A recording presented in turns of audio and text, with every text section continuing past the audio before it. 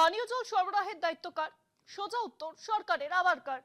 তাহলে শুনে রাখুন, দূষিত জল খেয়ে মৃত্যু হলে বিজেপি সরকারের ঘাড়ে কিন্তু পুরো দায়টা চাপানো যাবে না, নিজেকেও কিছু দায় নিতে হবে।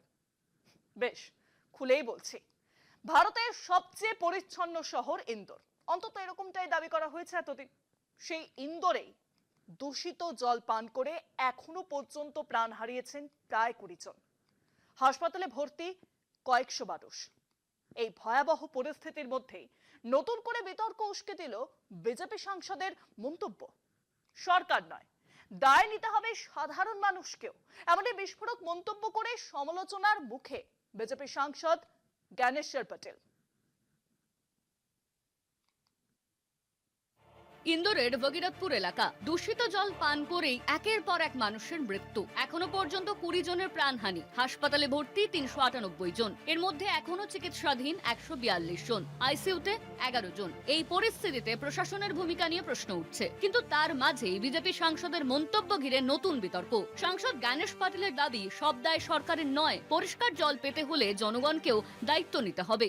सिर्फ सरकार ही सब कुछ करे, सरकार के भरोसे हम रहे, ये भी ठीक नहीं। हम सब जनता की भी जिम्मेदारी बनती है।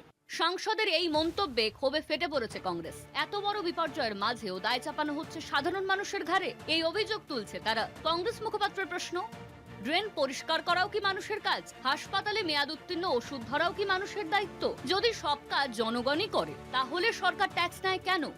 সরকারি অব্যবস্থা, নিকাশি ব্যবস্থার ব্যর্থতা আর জল সরবরাহ ব্যবস্থার গাফিলতিকেই দায়ী করছেন স্থানীয় বাসিন্দারা। 8 বছর ধরে সবচেয়ে পরিচ্ছন্ন শহরের তকমা পাওয়া ইন্দোরে এমন ঘটনা প্রশাসনিক ব্যর্থতারই প্রতিফলন। মত ওয়াকিবহল মহলের। চাপের মুখে নড়ে চড়ে বসেছে মধ্যপ্রদেশ সরকার। জল সরবরাহ, স্বাস্থ্য ও নগর প্রশাসন দপ্তরকে নতুন নির্দেশিকা দেওয়া হয়েছে।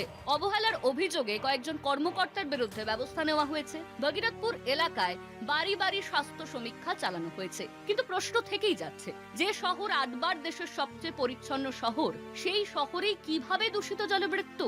কলকাতা টিভি।